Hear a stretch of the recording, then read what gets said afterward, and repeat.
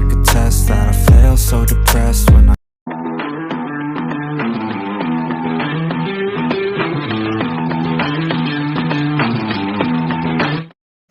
Good day sa inyo mga Repa Pips. Meron tayong kakapasok lang na project dito mga Repa Pip. Itong helmet ng client natin na matagal niyang na-stock. Hindi niya ito nagamit ng mahabang panahon mga Repa Pip. Pagkatapos ang nangyari sa kanyang paint is nag-fade. O pati yung kanyang mga upholstery dito mga Repaps is inamag na. So ang gagawin natin is i-refresh natin ito mga Repa Pip. Hindi na natin ito babakbakan ng buo. Hindi na natin tatanggalan ng paint ito mga Repaps. Kumbaga, ayusin lang natin. Ang gagawin lang natin dito mga Repa, itong may crack na to is ayusin lang natin yan gamit yung Evo band. Tapos lagyan natin ng bulak sa ilalim. Pagkatapos is dilinisin lang natin itong mga Repa Pip. So, unti-unti na natin itong tatanggalin isa-isa, parts by parts, hanggang dun sa may loob ng kanyang mga upholstery mga Repa Pip. Take note nga pala mga Repa Pip, pagka yung helmet mo is hindi ganitong spider o napakasela ng pintura ng mga yon, kailangan yung bakbakin. Pero pagka ganitong spider tapos matte yung finish, dito lang pwede yung technique na gagawin natin mga Repaps, na hindi na natin ito kailangan pambakbakin, na i-primer. Sa makatawid is napakasimple lang ng pagre-restore nito mga Repaps.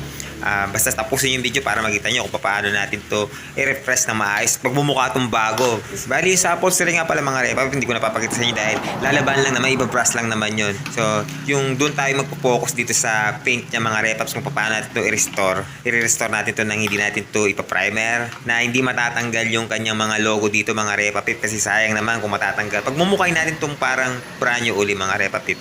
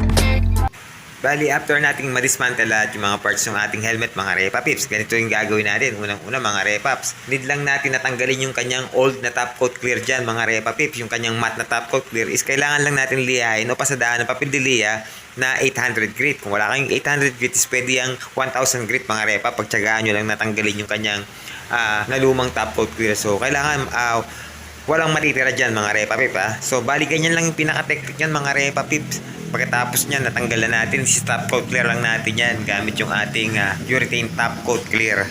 So, bali na guess nyo ba mga Repa Pips, yung parang na to yung laway na yan mga Repa Pips, yan, yan yung nagpapaluma dito sa helmet na to. So, need lang natin na erase yung mga yan mga Repa Pips gamit yung mapinong papel liliha. So, ingatan nyo lang na may lalabas na primer dyan mga Repa Pips, o yung pinaka-plastic ng helmet natin ha. So, kailangan maingat pagka nagliha tayo, tinitignan natin o minamanmanan natin yan. Pagka natanggal na yung kanyang pinaka-lumang top coat, titigilan na natin yan mga Repa Pips para hindi ma-damage yung kanyang pinaka-paint.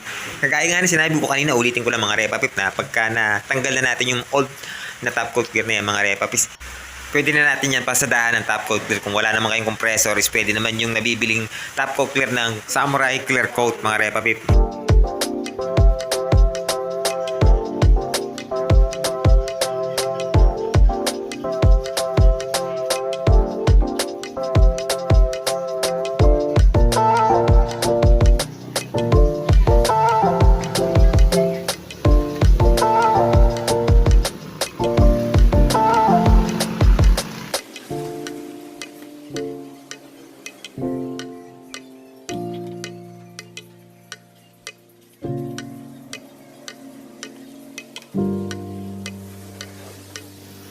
At dahil nga na hindi maiiwasan na mayroong madami sa kanyang pintura mga Repa Pips, ang ginawa ko dito is in-airbrush ko na lang para mawala yung o matakpan yung mga nasira kong pintura gawa ng paglilihan natin kanina. Kung wala ka namang airbrush mga Repa, pwede namang gumamit ng marker na kulay black para lang matakpan yung mga lumabas na plastic ng ating paint dito mga Repa Pips.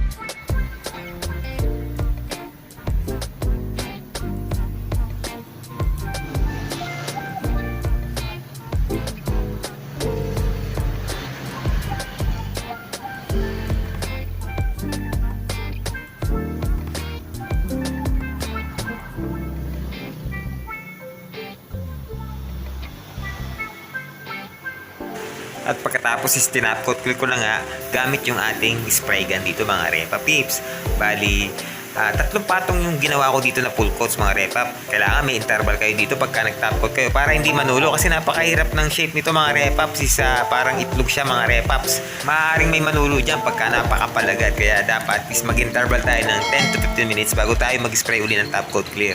At dito nga pala sa top coat clear ko mga Repa Pips, nilagyan ko to ng pigment na kulay gold para pagka na-reflect yung kanyang liwanag dito is makikita natin yung metallic na lumalabas sa kanya na nasisinaga ng araw o sa anumang liwanag.